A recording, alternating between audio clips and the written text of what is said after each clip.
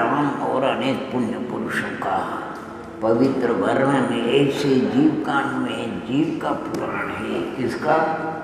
ये कथा किसकी है? जीव कौन सा जीव? ये शरीर में तो है, उस जीव की किसी अन्य जीव की, इस जीव की कथा। ये सब रामायण इस कथा है। अपन 2 अधिकार पढ़ चुके हैं, मंगलाचरण कर चुके हैं। 2 अधिकार माने गुणस्थान अधिकार, जीव समासाधिकार, 117 गाथा पूर्ण हो चुकी है। जीव समासाधिकार और इसके बाद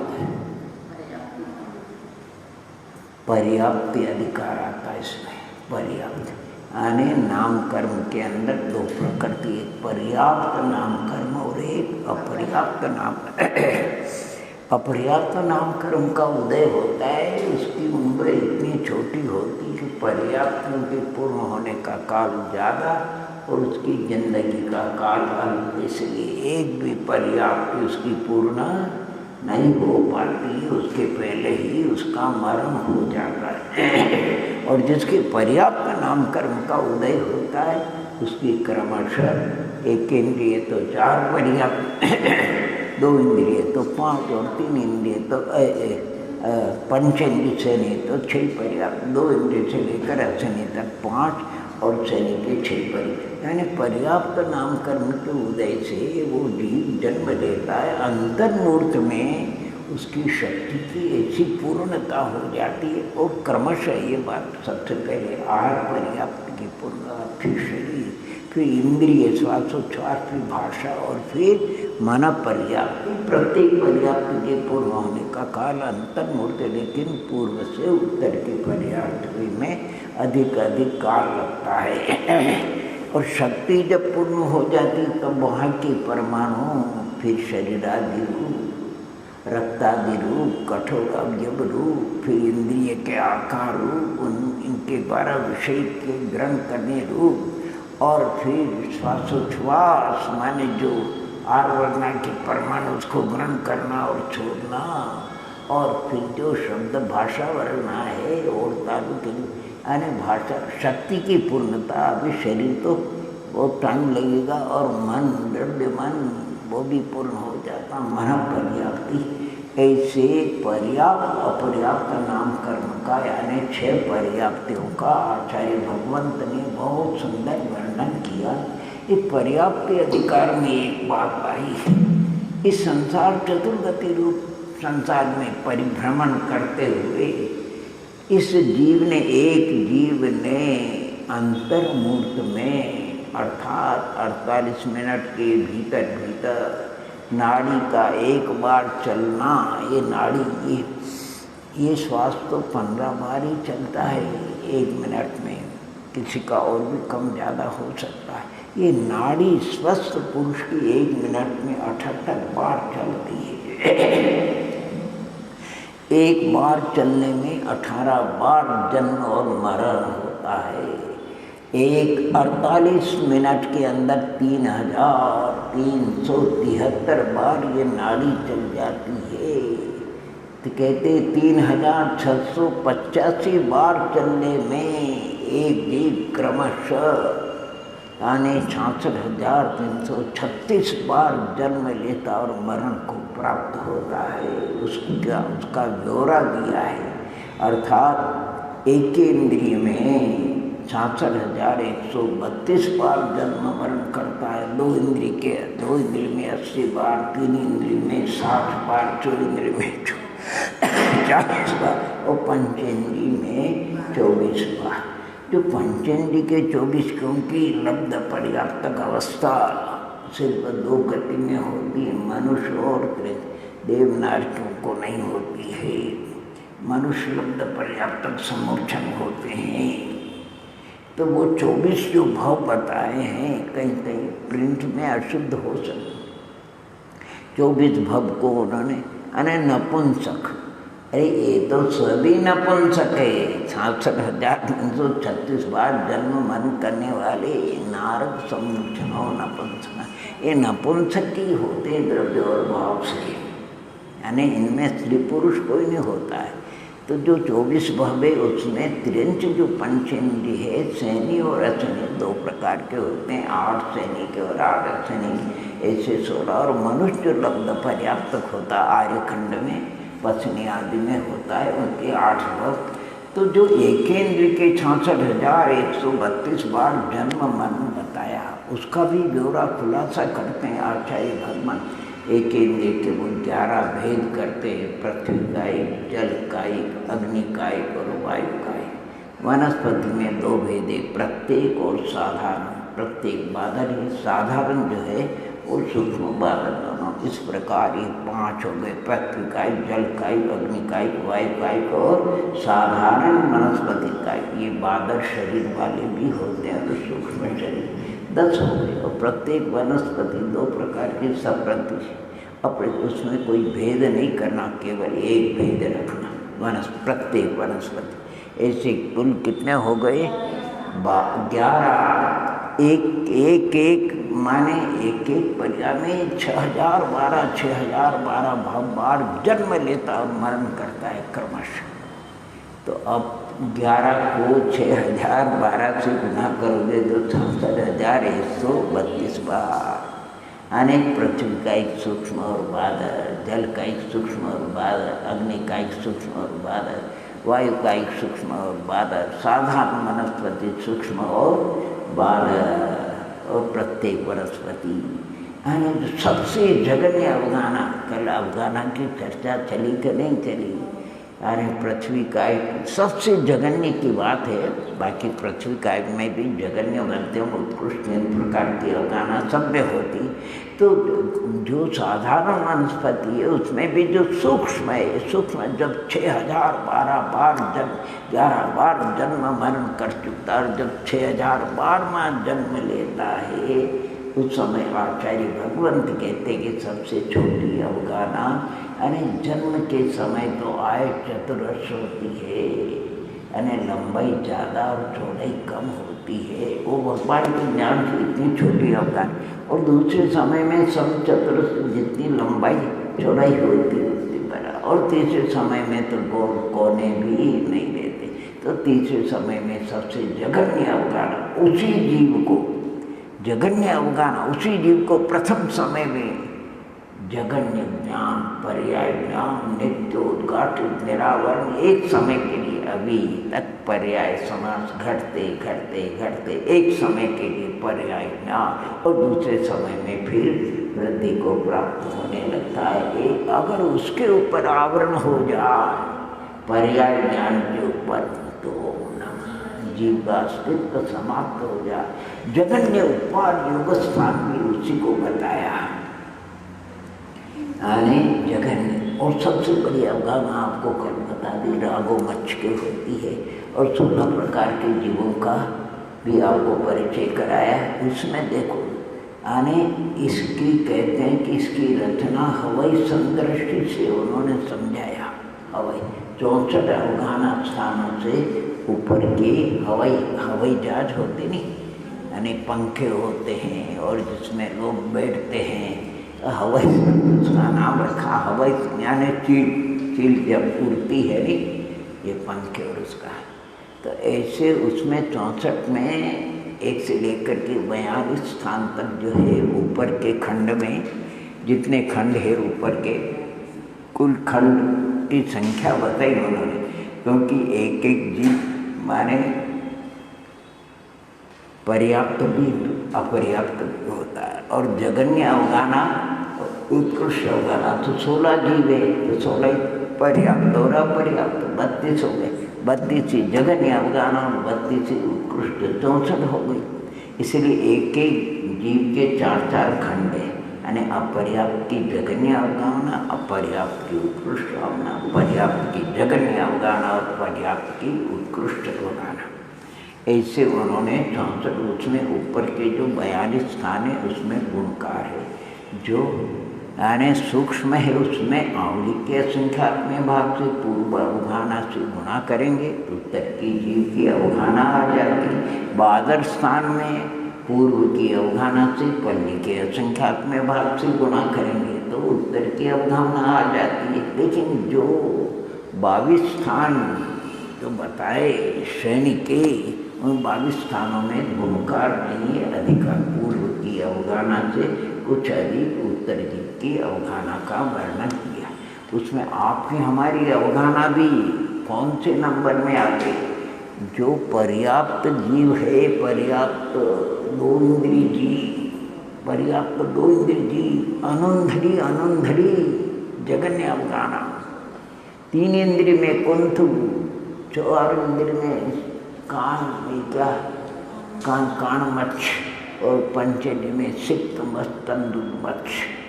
आपकी हमारी तंदुल से बड़ी अवगाहना की छोटी अपनी बड़ी है। और जो पर्याप्त जीव है, पर्याप्त जीव में देखो जो सबसे बड़ी 3 इंद्रिय जीव की 3 कोष की अवगाहना, ओहो 4 इंद्रिय जीव की 1 योजन 4 कोष की अवगाहना, ओहो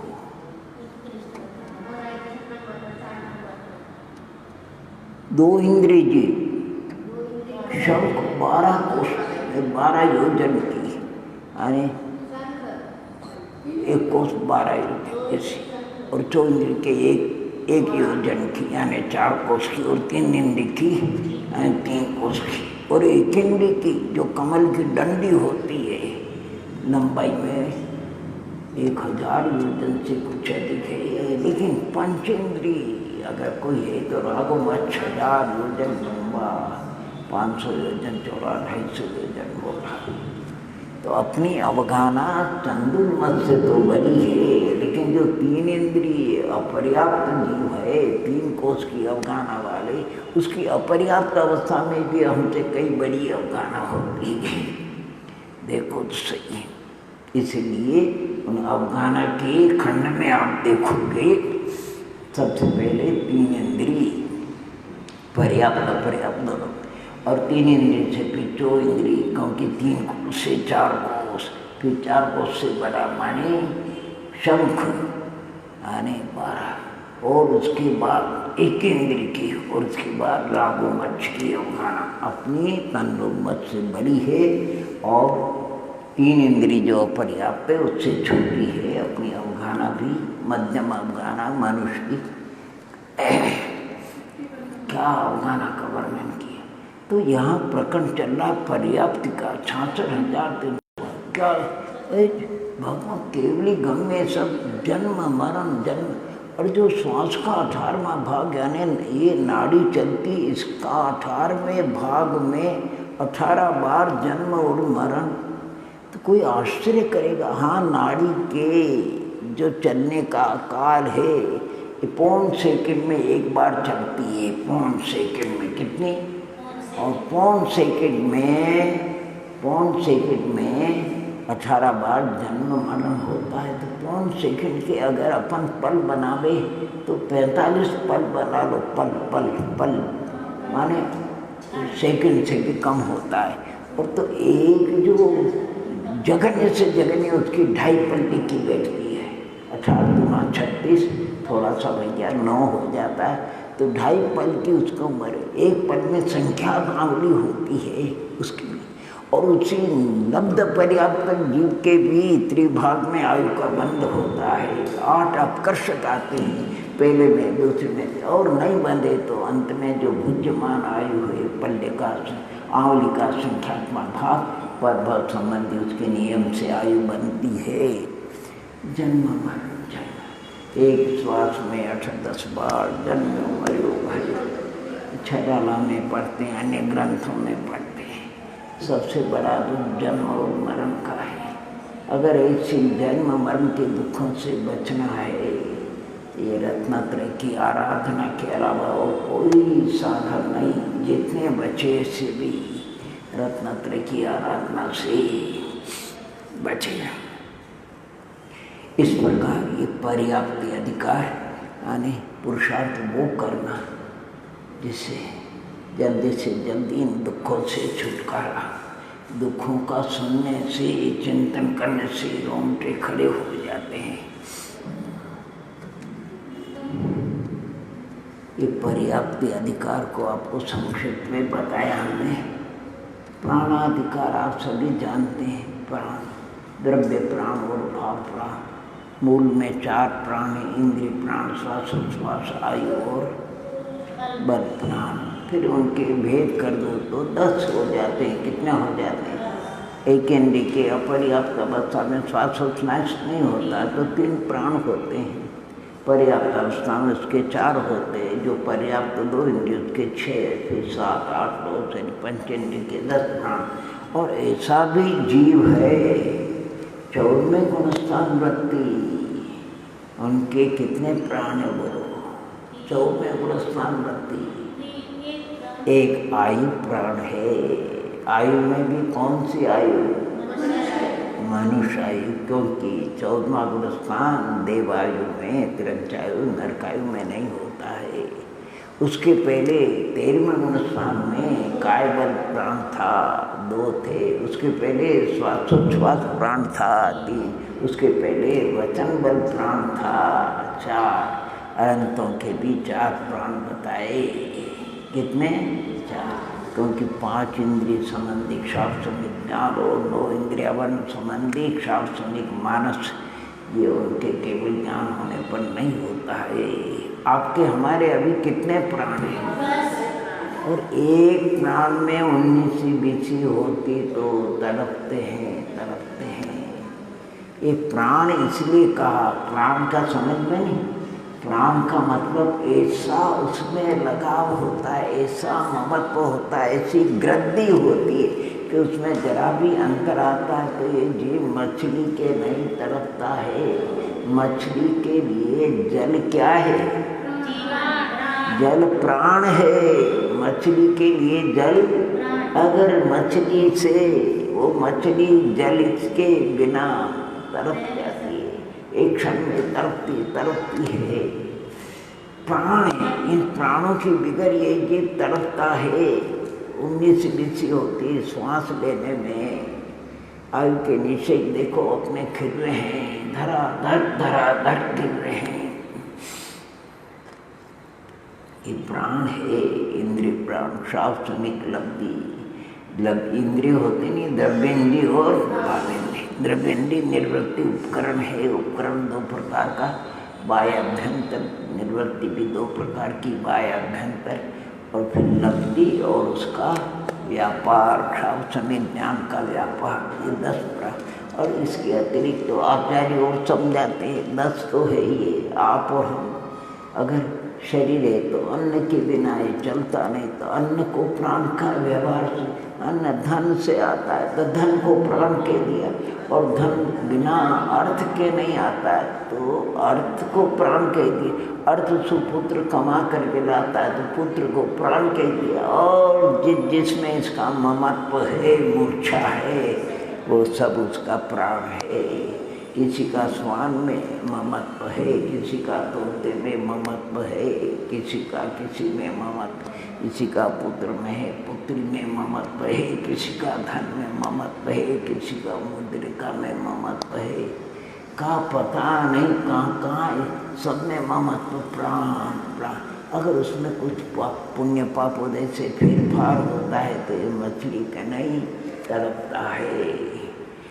और सिद्ध भगवान सुख सत्ता चैतन्य बोध प्राणों से शादी अनंत काल तक जीते रहेंगे। ये सब कर्मकृत प्राण है, कर्मोदय जन्य है, अपने आधीन नहीं है। आत्मा के परिणामों से कर्म का बंध होता है, कर्मोदय से प्राणों की रचना होती है। देख लो भैया, संसार में 84 लाख योनि में ये जो श्वास है नहीं, श्वास की बीमारी हो जाती है। वो प्रभु श्वास लेने में अरे जबान सूख जाती है, श्वास लेने में तकलीफ पड़ती है, घबराहट होती है, बोलने में नहीं आता, लेकिन कितनी घबराहट होती है। बैठे रहना पड़ता है, सो नहीं सकता है, श्वास की बीमारी वाला। एक प्राण में कोई भी प्राण सकता, एक अगर करने इंद्रिय जिसके नहीं है, एक इंद्रिय के बेचारे की कितने 4, पर्याप्त के 4, अपर्याप्त के तो 3 ही है, उसके तो प्राण ही नहीं, 4 ही प्राण है। आपके हमारे तो 10 प्राण हैं। एक प्राण ये कहीं ऐसा सुनने में आया है, एक युवा आजीविका के अभाव में त्रस्त होकर के आत्मघात के लिए मरने के लिए चला। कोई उसके पुण्य योग से किसी संत का दर्शन हो गया, उनको उसने प्रणाम बंद किया, उसको आशीर्वाद दिया, गुरुदेव मैं तो त्रस्त दुखी हूँ, पेट भरने के लिए भी कोई साधन नहीं, मैं तो मरना चाहता हूँ। कहते बेटा तू तो लखपति है, तेरे पास तो अपार संपत्ति है। अरे गुरुदेव, अरे खाने का तो दाना नहीं, और आप कहते नहीं नहीं, तो तेरी दृष्टि बहिरंग है, तू अभी मनुष्य है, तेरे 10 प्राण है, 5 इंद्रिय प्राण, 3 बल प्राण, आयु श्वासोच्छ्वास है। एक प्राण अगर तू देने के लिए तैयार हो जाए तो हम तुमको अभी 20,000 रुपये दिला देते हैं। 20,000 रुपये तैयार है तू? ये 2 कान एक काम एक है, एक कान दे दे। नहीं, नाक तो बेकार है, ये दे दे। चलो, ये आँख, एक आँख से काम चल जाएगा, आँख दे सकता है, जबान दे सकता है क्या? अरे हाथ अवयव सब है, चलो कुछ दे दो। अरे कुछ भी नहीं, ढाँक करके रख लेना, कोई अरे लूला लंगड़ा हो तो चलेगा, लेकिन कोई देने के लिए तैयार नहीं। इसको अपन संपत्ति नहीं समझते। माने चक्रवर्ती की संपत्ति को और ये धनादि को संपत्ति समझते हैं, लेकिन ये संपत्ति कोई कम है, अपने को मन बल मिला। अरे अपन चाहे तो अभी पुरुषार्थ से, अरे सम्यक तो ठीक है, संयम लब्धि को भी प्राप्त कर सकते हैं, इनका मूल्य कोई कम नहीं है। इतना पुण्य लेकर के आए, इतना पुण्य लेकर के आए कि 10 प्राण के स्वामी, अपन कितने 10 प्राण के स्वामी, चक्रवर्ती की निधि उसके सामने कुछ भी नहीं है। ये करोड़ों के अरबों के खरबों के कुछ भी नहीं है। देखा अरबपति, ओहो शरीर है। अब शरीर में आपको मालूम है रक्त का संचार होता कि नहीं? और इसमें नसें हैं, नसें रक्त के संचार, जैसे पाइपलाइन नदी होती जल के लिए, ऐसे इसमें पाइपलाइन है नसों की। और कितना और सर्कुलेट, एक सेकंड में तो ऊपर से नीचे, आपको हमको तो पता नहीं लगता है। एक युवा को बिच्छू ने काट खाया, काला बिच्छू था, विषैला, और उसको वो रक्त 1 सेकंड पे भी कम में पूरे शरीर में दौड़ जाता, और ऐसी वेदना, इतना अपने भीतर में खून का दौरा चल रहा है। अब आजकल तो ये कहते हैं ब्लड प्रेशर लो हो गया, हाई हो गया, ये हो गया, क्या दुनिया भर की चीज़ें। और ये नलियाँ चौक हो गई, नाली चौक भी साफ करो भैया, यानी क्या बाई सर्जरी करो, दुनिया भर की चीज़ें चल गई भैया। क्या ये शरीर, एक प्राण हमारा इतना बहुमूल्य है, उसकी कीमत नहीं आंकी जाती है। अरे एक बादशाह, अरे दिल्ली का बादशाह, भारतवर्ष का बादशाह, मैं इतना बड़ा बादशाह, मेरी इतनी विभूति, ओहो, तो उनके दरबार में कोई होगा बिरबल जोड़ी होगा, अकबर बादशाह के ले लो कोई भी, इसे कुछ जो है, मेरी विभूति का कोई परिमाण है। बिरबल कहता है जहाँ पना आपकी विभूति का कोई मूल्य नहीं है, कोई कीमत नहीं है। तो क्या कहता है, मैं दिल्ली का बादशाह, भारतवर्ष का बादशाह, इतनी विभूति। अरे अकबर के ज़माने की बात पढ़ो, उस समय घी तेल क्या मिलते थे? उस समय कहते 4 करोड़ जैन थे। कितने? 4 करोड़ जैन, यानी पब्लिक भी थोड़ी थी, लेकिन उसमें जैनों की संख्या बहुत थी। बीरबल तेने कहा कि कुछ इस शब्द कोई कीमत नहीं है, चुल्लू भर पानी के बराबर कीमत नहीं इसकी। तो सिद्ध करके बता सकता है कि हाँ जहाँ पना समय आएगा मैं आपको बताऊंगा। उनकी श्रद्धा होती मक्का मदीना।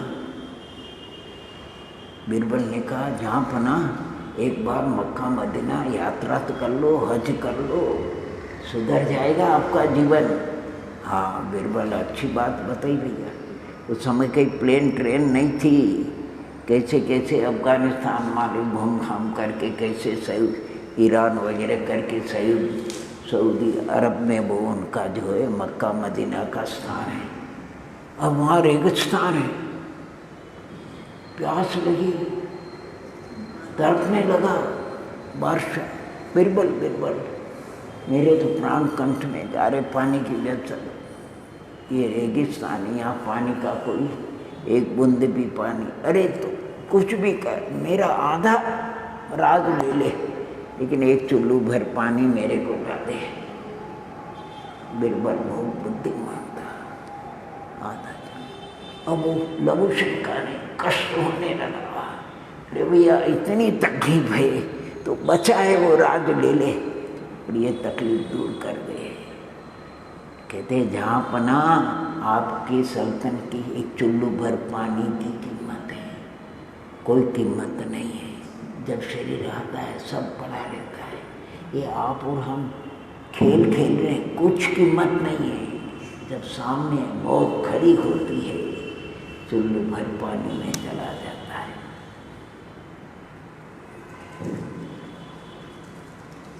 ये प्राण, इसलिए इनको प्राण कहा। हम तो बचपन में कथा पढ़ते थे भाई। एक हमारे अच्छे मित्र थे, वो दुनिया भर की कथा है। एक जति की कथा कहते थे, मंत्रवादी था, उसके प्राण कहाँ थे? राजा ने जब पता लगाया तो मालिन के द्वारा पता लगा उस यति के प्राण 7 समुद्र पार, कोई टापू, उसमें मंदिर, उसमें तोता, उस तोते में उसके प्राण थे, यानी उसका ममत्व था। तोते को कोई वश में कर ले तो वो वश में होता था। राजा बुद्धिमान था, तोते को पकड़ कर लाया। वो तड़पने लगा, सबको सचेत करो, तुमने अपने मंत्र से इनको अचेत किया। तो प्राणों की कीमत बहुत बड़ी होती है, प्राणों का मूल्य कम नहीं है। अरे मन नहीं, एक मन बल प्राण। आज आपको हमको मन बल मिला है। अगर किसी को कहीं चक्रवर्ती की संपत्ति ले लो तो मन बल प्राण हमको दे दो, लेके क्या? अरे कोई इमली वगैरह नहीं। अरे किसी का प्रसंग सुनने में आता है, ये जो नाक है नी, नासिका यहाँ नहीं है, ये तो उपकरण है। ये जो दिखने में आते नाक तो यहाँ है, जहाँ पर एक धागा करके छींक आती है, वहाँ पर 3 पुष्प के समान प्रदेशों की रचना, आकृति, यानी परमाणु की रचना भी है, प्रदेशों की रचना भी है, और वहाँ संगंध का व्यापार वगैरह होता है। वैसे सर्वात्म प्रदेशों में क्षोभसम होता है।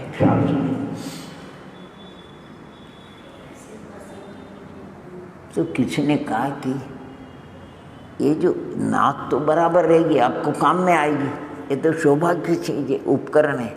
इतना सा टप्पा, आप इतना अर्थ ले लो, कितना भी अर्थ। कौन नकटा कहलाएंगे, नकटा कौन कहलाएगा? इतना सा टप्पा कोई नहीं दे सकता है। तो भाई हमने सुना भारत के कोई खास थे, उनको सर्जरी करा करके तकलीफ थी तो इतना प्लास्टिक का कुछ लगाया था। ओम नमः। और अपन ने सुना है, मालूम नहीं है, सर्जरी के द्वारा लोग आजकल सर्जरी करा लेते हैं अच्छे देखने की। नकली सुनो, नकली है, असली है। नकली 3 काल में भी असली की बराबरी नहीं कर सकते हैं। नकली दांत नकली है, नकली आँख, असली आँख में फर्क है। नकली दांत, नकली आँख, नकली कान, सब नकली। आज तो मनुष्य नकली है। ये रोबोट क्या बोलते इसको? हाँ, ये नकली मनुष्य बोलते इसको। असली मनुष्य नहीं है, अचेतन मनुष्य है, वो आपसे ज़्यादा काम करता है। तो प्राणों की चर्चा बहुत, इसकी कीमत समझना चाहिए। एक इंद्रिय से बोधि दुर्लभ भावना पढ़ो, 2 इंद्रिय 3 इंद्रिय होना, 4 इंद्रिय पंचेंद्रिय छेने होना, मनुष्य होना कोई सामान्य बात नहीं। खैर, प्राणों की चर्चा के बाद हम आपको इसमें जीव गुणस्नान, जीव समास, पर्याप्ति, प्राण की बात, संज्ञा, आहार आदि 4 संज्ञा है। आहार संज्ञा, भय संज्ञा, वेतन संज्ञा, परिग्रह संज्ञा, कुछ बहिरण कारण भी है और अंतरंग कारण है। अंतरंग कारण तो कषाय का उदय उदीर्णा है संज्ञाओं के लिए, अर्थात लोक कषाय की उदय उदीर्णा, भय कषाय की उदय उदीर्णा, नौ कषाय में जो वेद है उसकी उदय उदीर्णा, लोक कषाय की उदय उदीर्णा आदि। लेकिन बहिरंग है, पेट खाली हो गया, कहीं रसोई बन रही है, उपयोग देखने में आ गया, आर संज्ञा। ये संज्ञा माने दुख रूप है और दुख का कारण है। अगर संज्ञा और दुख रूप इसलिए कि जब संज्ञा से ये त्रस्त होता है, तड़पता है, तो विषयों में जंपा पार लेता है। जंपा पार नहीं ले तो कषाय पीड़ित करती है, चींटी बेचारी मर जाती है, चिपक जाती है, पतंगे जल करके खाक हो जाते हैं। ये सब संज्ञाओं के कारण। वो पतंगा संज्ञा है उसकी चक्षु इंद्री की, उसको फूल लगता है, चिपकता है, चला जाता है। एक एक इंद्री की संज्ञा आपको हमको नहीं दिखेगी। स्पर्श इंद्री, रसन, घ्राण, चक्षु कर, बीच में संज्ञा समझे नहीं। संज्ञा का मतलब ज्ञान को नहीं लेना, ये मोहजन्य परिणाम है। ये चींटी आदि देखो, यहाँ गुड़ की डली रख लो, चींटियों को निमंत्रण नहीं देना पड़ेगा, हजारों चींटियाँ एकत्रित हो जाएगी। कोई जीव मर जाएगा, हजारों चींटियाँ एकत्रित हो जाएगी, निमंत्रण नहीं दे। और उस गुड़ की डली उठा लो और वहाँ अगर अंगार रख दो, सब चींटियाँ भाग जाएगी। इसीलिए ये सब बताया, सारा संज्ञाओं का खेल है। कोई पूछे मत समझना, उनको मन नहीं है। एक इंद्रिय से 4 इंद्रिय तक असंज्ञ है। पंचेंद्रिय में भी असंज्ञ होते हैं, तिरंचों में, जलचरों में भी असंज्ञ, थलचरों में भी असंज्ञ, नवचरों में भी असंज्ञ होते हैं। ये सब संज्ञाओं से, इस संज्ञाओं के लिखा है कि दुख रूप है और दुख के कारण है। इन संज्ञाओं से बचने का अगर कोई उपाय है तो रत्नत्रय की आराधना है, वीतराग धर्म की आराधना है, ताकि कर्म का बंध न हो और इस रूप हमारी प्रवृत्ति न हो। आर आदि संज्ञा, आर संज्ञा 6ठे गुणस्नान तक है। भय संज्ञा का कारण 8वें तक है। मैथुन संज्ञा का कारण कर्म 9वें गुणस्नान, और परिग्रह संज्ञा का कारण लोभ कहाँ तक है? यद्यपि प्रवृत्ति रूप नहीं होती श्रेणी वगैरह में और संतों के, लेकिन संज्ञा तो है। बिना संज्ञा आप और हम सब ये अरे ये चींटी है, ये इतने बड़े निर्जीव शरीर, एक 25 चींटी उसको खींच करके ले जाए। अब उनके बिल में भी वो नहीं जा रहा, क्या कर, उसको इकट्ठे करते हैं। संज्ञा से कहते हैं ये चींटियाँ, जंगल की चींटियाँ धान इकट्ठा करते हैं। वो जंगल के लोग जानते हैं तो उसको मिटा करके धान निकाल लेते हैं। ये मधुमक्खियाँ संज्ञा से पराग ला करके इकट्ठे करते हैं, लोग छत्ता तोड़ करके जला करके ले जाते हैं।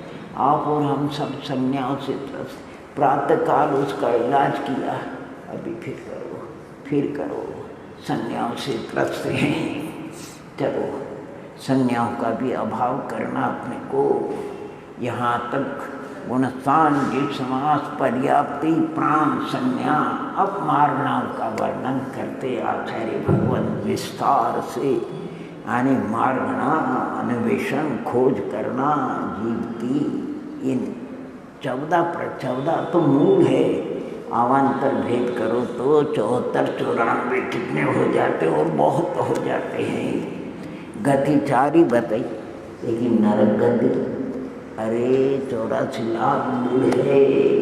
देव गति अरे 4 प्रकार के देव है। ज्योतिर्गंतर कितने हैं। खैर अपन उसको मार्गणा को पढ़ेंगे। इसमें मार्गणाओं का अलग अलग कर्मोदय से होती है। गति मार्ग गति नाम कर्मोदय से होती है, सबका अलग अलग बता, बहुत सुंदर वर्णन किया है। मार्गणाओं में एक बात विशेष आई, यानी शांतर मार्गना और निरंतर मार्गना। शांतर और निरंतर ऐसी कुछ मार्गना है ये 3 लोक में कभी कभार उसका अंतर हो जाता है। आचार्य भगवान से पूछा निरंतर मार्गना कितनी और शांतर कितनी है, तो कहे शांतर मार्गना 8 है, बाकी सब निरंतर मार्गना, यानी कभी जीव से रहित कोई नहीं होती है। शांतर मार्गना 8 कौन सी? गति मार्गना में, मनुष्य गति में जो 4 भेद किए मनुष्य के, पर्याप्त अपर्याप्त, मनुष्यों के 4 भेद नहीं, उसमें एक लब्ध पर्याप्त समूर्छन मनुष्य। कहते हैं कभी उत्पन्न हो न हो तो उसका अंतराल पड़ता है, कम से कम तो 1 समय और अधिक से अधिक शायद पल्ले का असंख्यात्मा भाग, असंख्यात वर्ष का बता है। एक योग मार्गना में आरक का योग, आरक विश्व का योग और विकृत विश्व का योग, ये अंतर मार्गना में लिया। वे कोई देवनागरिक में जन्म न ले तो 12 मूर्त, एक में तो 24 होगा, लेकिन 12 मूर्त का जगन्य अंतर पड़ जाता है। आर का प्रतिकल्प वर्ष तक उसका अंतर पड़ सकता है, कम से कम 1 समय। और संयम मार्गना में एक सूक्ष्म सांप्राय संयम में कोई शनि नहीं चढ़े तो 6 महीने नहीं चढ़ता है। और सम्यक मार्गना में 3 है, अर्थात साधन सम्यक मिथ्यात्व और औष्मिक प्रथमोपम सम्यक, ये 3 का भी अंतर। ये 8 जो शांतर मारना, बाकी निरंतर, कभी जीवों का अभाव नहीं होता है, सदैव जीव उसमें पाए जाए। पर गति मारना की द्वारा यानी नरगति, त्रिगति आप सभी भक्तात्मा जानते हैं। गति मारना के द्वारा फिर मागना में एक विशेषता और बताई उन्होंने, कर्मोदय जन्य तो है ही है, लेकिन मागना के अंत में जीवों की संख्या बताई। ये आश्चर्य की बात है, यानी जीवों की संख्या, नारकी कितने हैं, त्रिंच कितने हैं, मनुष्य कितने हैं, देव कितने, कितना सुंदर वर्णन किया उन्होंने। आप बता सकते हैं चारों गतियों में सबसे ज़्यादा कौन सी गति में है? त्रिंच गति में अनंत जीव है। देव असंख्यात, जगत शनि प्रमाण, नार की असंख्या, नारकियों से देव ज़्यादा है, और मनुष्य तो पर्याप्त मुक्ति प्रमाण है। और लब्ध पर्याप्त कभी होते नहीं होते, वो जगत शनि के असंख्यात में भाग है। इंद्रिय मारना है, सबसे ज़्यादा कौन है? एक इंद्रिय, अनंत जीव है, बाकी असंख्यात जगत शनि। अरे काय मार्गना में त्रसो स्थावर, अरे स्थावर तो 5 प्रकार के, पृथ्वी काय, जल काय, अग्नि काय, वायु, सबसे ज़्यादा वनस्पति अनंता। अरे वनस्पति में भी 2 है, प्रत्येक और साधारण। साधारण अनंत, साधारण में भी 2 है, नित्य निगोध इतर, नित्य निगोध मध्यम अनंत, अनंत प्रमाण इतर निगोध अनंत है। सब प्रतिष्ठित अप्रतिष्ठित असंख्यात लोक का प्रमाण है। योग मारना है, मधुयोग वचन योग सबसे ज़्यादा। काय योग में भी वैकृत का योग, वैकृत मिश्र का योग। अरे आरक का योग बहुत कम है। औदारिक का योग, औदारिक मिश्र का योग, कारमान का योग, अनंत जीव है। मनोयोग वचन योग वाले तो बहुत कम है, वो तो असंख्यात ही है। अरे वेद मारना, वेद सबसे ज़्यादा नपुंसक वेद, अनंत अनंत जीव है। 4 इंद्री तक नपुंसक ही होते, 5 इंद्री में आने स्त्री पुरुष वगैरह तीनों लिंग वाले होते हैं। अच्छा, कषाय मारना, क्रोध वाले, मान वाले, माया वाले, सबसे ज़्यादा लोभ वाले। मान वाली कहते हैं सबसे कम, उससे ज़्यादा क्रोध, फिर माया और लोभ। ज्ञान मारना, कुमति कुछ वाले, अनंत अनंत है। मन परिज्ञान वाले तो संख्यात हैं, केवल ज्ञान वाले गुणस्थान के तेल में तो संख्यात है, लेकिन सिद्धों की अपेक्षा अनंत है। अरे संयम मारना, असंयमी, अनंत अनंत है। बाकी संयम असंयम असंख्यात हैं, संयमी तो संख्यात हैं। सामयिक दोषात्मा पर्याग शिक्षण सांप्रदायिक संज्ञान।